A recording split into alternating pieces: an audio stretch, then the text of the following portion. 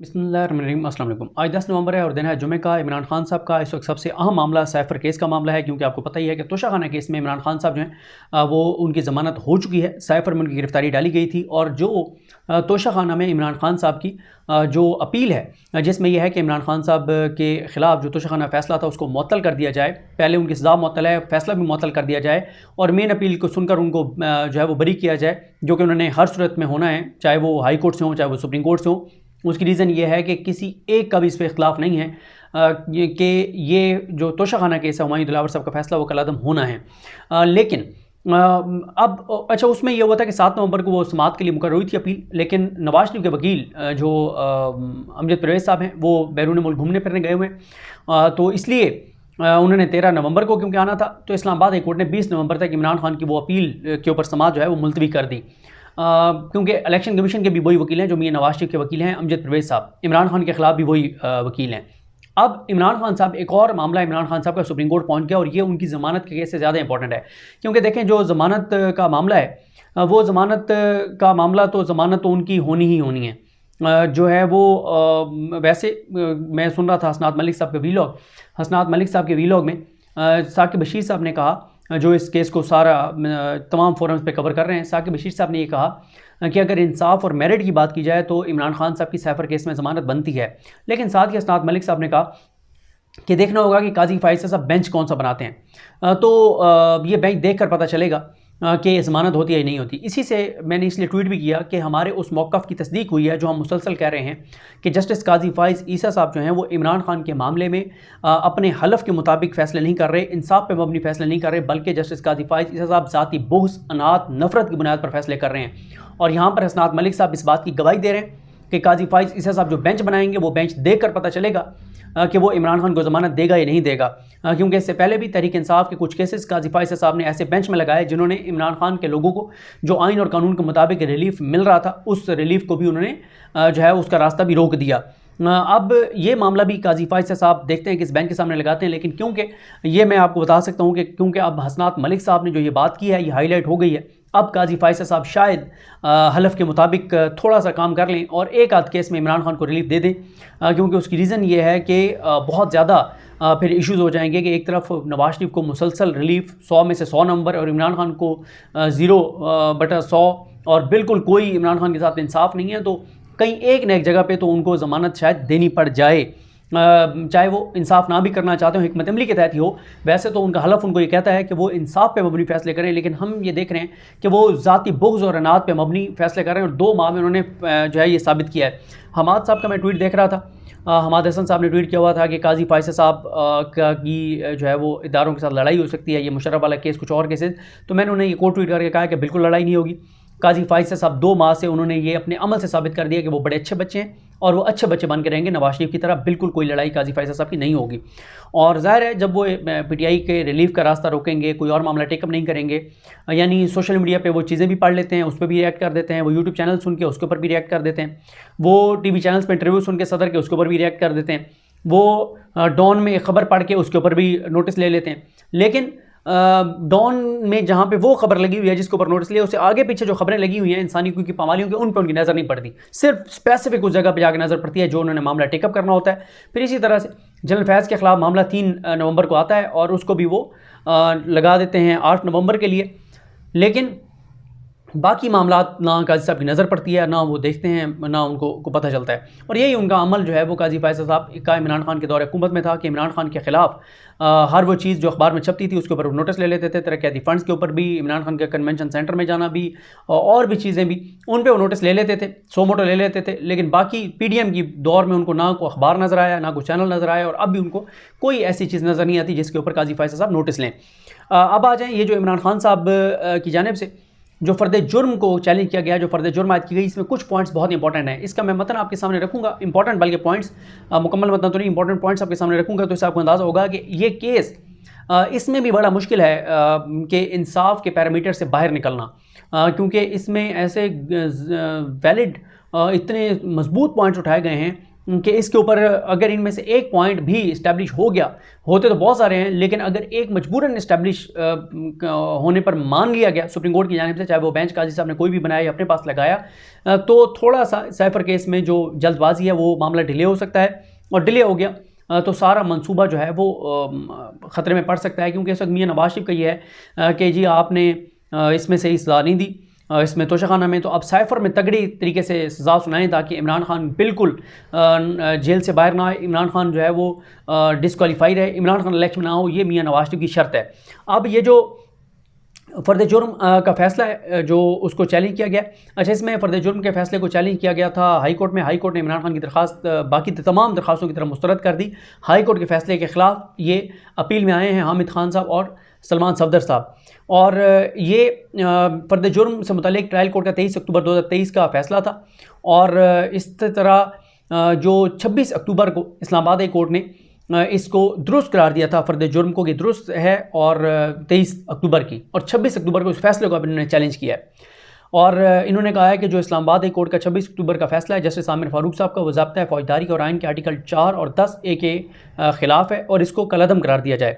और ये जो एडवोकेट ऑन, वैसे तो वकील हामिद खान साहब हैं और सलमान सफदर साहब हैं, एडवोकेट ऑन रिकॉर्ड जो हैं वो शरीफ जंजुआ साहब हैं। इसी तरह से इसमें प्रोसिक्यूटर जनरल इस्लामाबाद और सेक्रेटरी दाखिला यूसुफ नसीम खोकर को फरीक बनाया गया है, और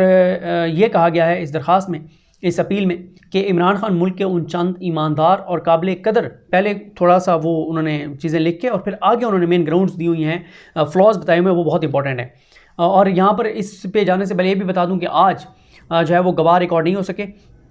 वहाँ पे अडयाला जेल में, इसलिए कि 3 और गवाह रिकॉर्ड होने थे, लेकिन मसला यह है कि वो इमरान खान के वकला ने आज वहाँ पे वो नहीं आए थे, तो उसकी मज़ीद जो तफसीलात आएंगी वो बताएंगे। लेकिन आज बहरहाल ये है कि 3 गवाह जो और रिकॉर्ड होने थे बनी हुए, और मामला 14 नवंबर तक समाअत के लिए मुलतवी हुआ है। इसमें कहा गया इस दरखास्त में कि इमरान खान मुल्क के उन चंद ईमानदार और काबिल कदर सियासतदानों में से एक हैं जिन्हें मुल्क और बैरून मुल्क शोहरत हासिल है, और एक दुनिया इमरान खान की ईमानदारी और रास्तबाजी की गर्विदा है। मुल्क के 22वें वज़ीर-ए-आज़म की हैसियत से हासिल होने वाली अक्सरियत और अवामी हमायत पहले से मौजूद सियासी ताकतों के लिए एक ख़तरा साबित हुई। उन्होंने ख़तरा समझा इमरान खान का वज़ीर-ए-आज़म बनना और इमरान खान को अक्सरियत मिलना, इसलिए एक तरतीबशुदा मुनज़्ज़म साजिश के ज़रिए अप्रैल 2022 में उन्हें इक़्तिदार से निकाल दिया गया। इक़्तिदार से निकालने की साजिश के बाद सियासी इंतकाम का एक ना ख़त्म होने वाला सिलसिला शुरू हो गया, और मौजूदा केस साजिश के नतीजे में जो एक हुकूमत बनी थी उसने जो इमरान खान पर केसेस बनाए और जो इमरान खान के खिलाफ साजिशें की, उसका एक नाकाबिल तर्दीद जो है वो सबूत है। इमरान खान को इक़्तिदार से महरूम करने के बाद के वाक़यात सियासी इंतकाम का एक खौफनाक खाका पेश करते हैं, जिसे अदालत के इल्म में लाना बहुत ज़रूरी है। ना सिर्फ इमरान खान इस इंतकाम का निशाना बने, बल्कि उनकी सियासी जमात और सियासी रुफ़का भी इस इंतकाम से नहीं बच सके। इसी तसलसल में इमरान खान के खिलाफ तकरीबन 200 फौजदारी मुकदमात बनाए गए, जिनमें दहशतगर्दी, बगावत,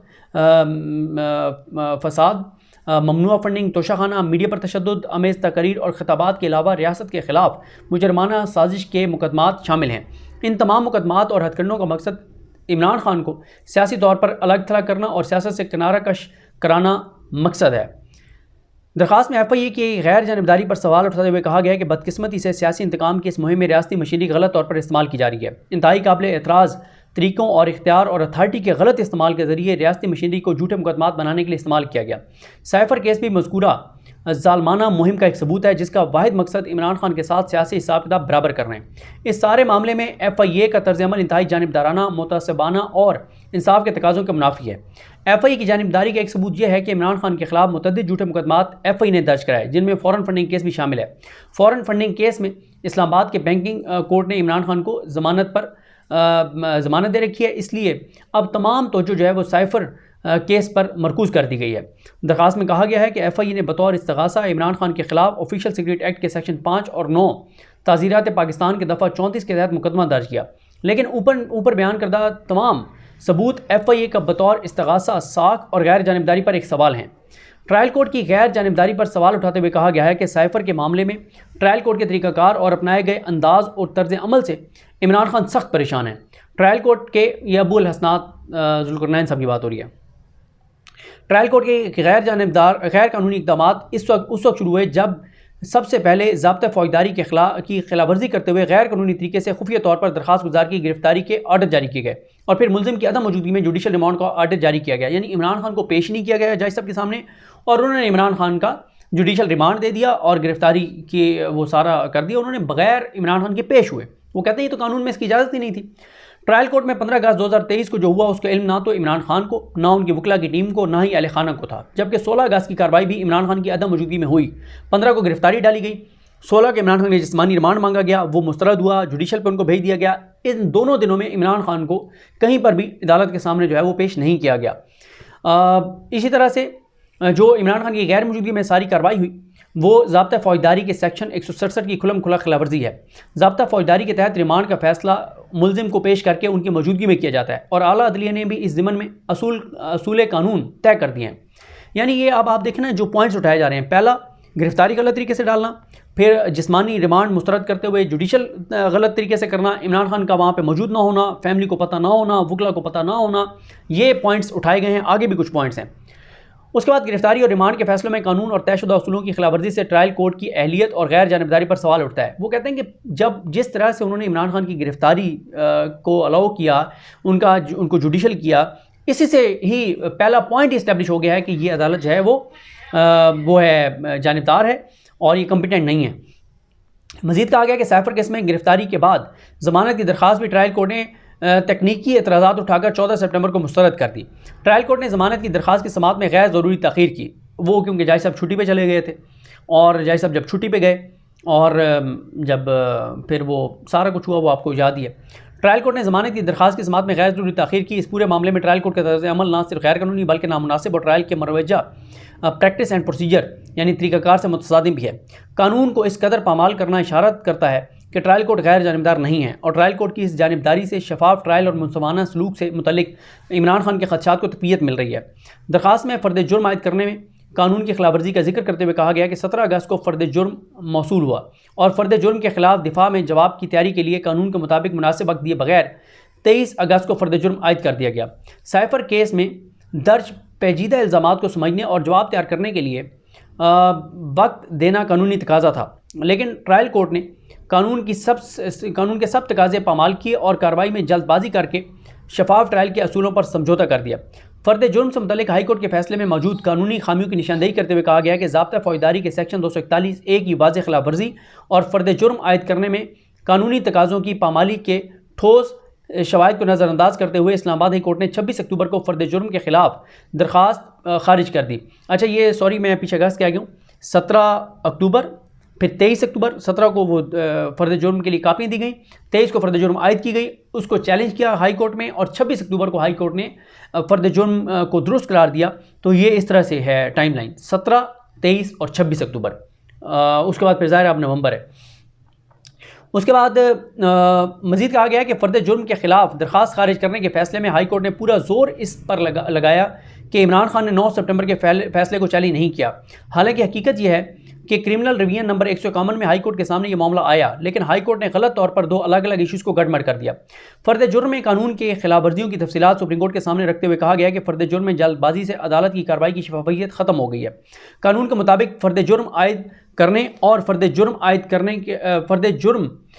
जारी करने यानी वो जो डॉक्यूमेंट्स देने और फ़र्द जुर्म आयद करने के दरमियान 7 दिन का वक्फा लाजमी है और उसकी अहमियत इस वक्त और बढ़ जाती है जब मामला मुल्क के साबिक वज़ीर-ए-आज़म और साबिक वज़ीर ख़ारजा का हो, ताकि फ़र्द जुर्म के जवाब के लिए मुनासिब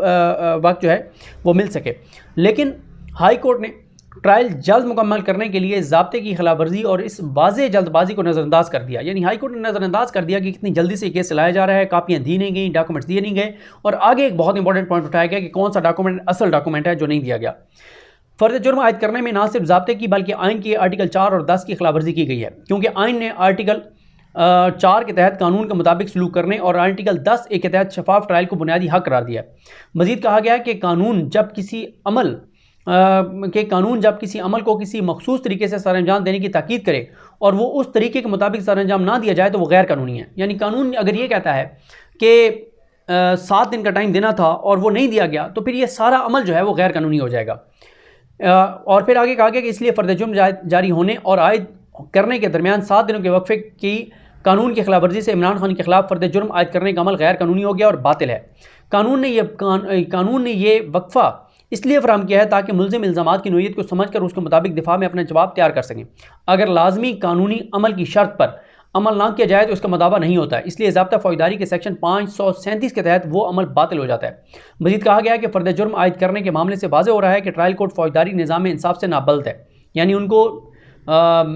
फ़ौजदारी निज़ाम की बेसिक्स ही नहीं पता। सिकंदर ज़ुल्करनैन साहब को, अबू अल हसनात सिकंदर ज़ुल्करनैन साहब को बुनियादी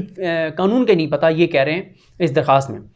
फ़ौजदारी निज़ाम इंसाफ में मुल्ज़िम को जो तहफ़्फ़ुज़ फराहम किया जाता है, ट्रायल कोर्ट ने इमरान खान को वो कानूनी तहफ़्फ़ुज़ नहीं दिया, लेकिन हाई कोर्ट ने इस पर तवज्जो ही नहीं दी। फ़र्द जुर्म से पहले भी ट्रायल कोर्ट ने गिरफ्तारी और रिमांड के मामले में कानून की खिलाफवर्जी की और फिर जल्दबाजी में फ़र्द जुर्म आयद की, जिससे ट्रायल के तमाम अमल पर जायज़ सवालात उठ रहे हैं। फ़र्द जुर्म आयद करने के फैसले को कलअदम करने के लिए जल्दबाजी का अकेला सबूत ही काफ़ी है, लेकिन हाई कोर्ट ने कानून की संगीन खिलाफवर्जी को नज़रअंदाज किया। ट्रायल जल्द मुकम्मल करने के लिए ज़ाब्ते की खिलाफवर्जी और गैर कानूनी कार्रवाई के ज़ुमरे में आता है, और सुप्रीम कोर्ट ये करार दे चुकी है कि अगर ट्रायल में ताख़ीर की वजह से मुकम्मल इंसाफ यकीनी होता है तो फिर ताख़ीर काबिल जवाज़ है, लेकिन ज़ेर गौर केस में इंसाफ से महरूम करने के लिए जल्दबाजी की गई, जो कानून की हुक्मरानी के असूल का मुनाफी अमल है। साइफर केस में कानून के तकाजे पूरे नहीं किए जा रहे और इस सारे अमल में ट्रायल कोर्ट का तर्ज अमल काबिल तशवीश है। ट्रायल में तरीक़ाकार की खिलाफवर्जी और ज़ाहिरी बुरी ख्वाहिशात वाक़यात की कड़ी से वाज़े होते हैं, लेकिन हाई कोर्ट ने इस तरफ तवज्जो नहीं दी। दूसरी सबसे अहम चीज़ जो हाई कोर्ट ने नज़रअंदाज की वो बुनियादी दस्तावेज़ात मुल्ज़िम को दिए बगैर फ़र्द जुर्म आयद करना। ये बहुत अहम पॉइंट है जो उठाया गया। सारा मामला साइफर टेलीग्राम के गिर्द घूम रहा है, लेकिन ये अहम दस्तावेज़ मुल्ज़िम को फराहम ही नहीं की गई। मुकदमे का सबसे अहम दस्तावेज़ खुफिया रखना ज़ाब्ता फ़ौजदारी के सेक्शन 241 ए की संगीन खिलाफवर्जी है। शवाहिद मुल्ज़िम या अदालत से खुफिया नहीं रखे जा सकते। सुप्रीम कोर्ट रियासत बनाम चौधरी मोहम्मद उस्मान केस में करार दे चुकी है कि तमाम शवाहिद 342 के मरले में मुल्ज़िम के सामने रखने चाहिए, लेकिन ये ज़ेर गौर केस में सबसे अहम सबूत को ना तो चालान का हिस्सा बनाया गया है, ना ही ट्रायल शुरू होने से 7 दिन पहले मुल्ज़िम को फराहम किया गया है। आखिर में कहा गया कि मुसल्लह अफ़वाज के लिए मखसूस कानून जिसका तल्लुक़ कौमी राज दुश्मन मुल्क को देने से है, इसका इतलाक़ मुल्क के साबिक़ मुंतखब वज़ीर-ए-आज़म और वज़ीर ख़ारजा पर किया गया, लेकिन ना तो ट्रायल कोर्ट ना ही हाई कोर्ट ने इस पर गौर किया। इस तक़ाज़ा का पूरा केस साइफर के गिर्द घूमता है, लेकिन साइफर के मतन का जायज़ा लिए बगैर इल्ज़ामात लगाकर मुकदमा दर्ज किया गया और फ़र्द जुर्म आयद कर दी गई। वो कहते हैं कि सारा केस यह है कि साइफर में जो बातें लिखी हुई थी इमरान खान ने उससे मुख्तलिफ बात की है, तो जब तक साइफर सामने नहीं है, साइफर का कंटेंट सामने नहीं है, तो ये कैसे एस्टैब्लिश होगा कि इमरान खान ने जो बातें की वो साइफर वाली नहीं है, वो कुछ और हैं। उसके बाद उन्होंने कहा कि इस सारे अमल से जो है वो ट्रायल कोर्ट की बदनीयती ज़ाहिर होती है, और इससे ये साबित होता है कि ट्रायल कोर्ट ने इमरान खान को सज़ा देने का जहन पहले से बनाया हुआ है। फ़र्द जुर्म आयद करने का फैसला ज़ाब्ता फ़ौजदारी के सेक्शन 94 के ख़िलाफ़ है। इल्ज़ाम एक साबिक़ वज़ीर-ए-आज़म के ख़िलाफ़ है और उन्हें आर्टिकल 248 के तहत इस्तिस्ना भी हासिल है। साइफर केस में पूरा ट्रायल कानून की नज़र में बातिल और गैर कानूनी है। अदालत से इस्तदा है कि फ़र्द जुर्म को कलअदम करके गैर कानूनी और गैर आइनी करार दिया जाए। अब इनकी कोशिश यह है कि एक तो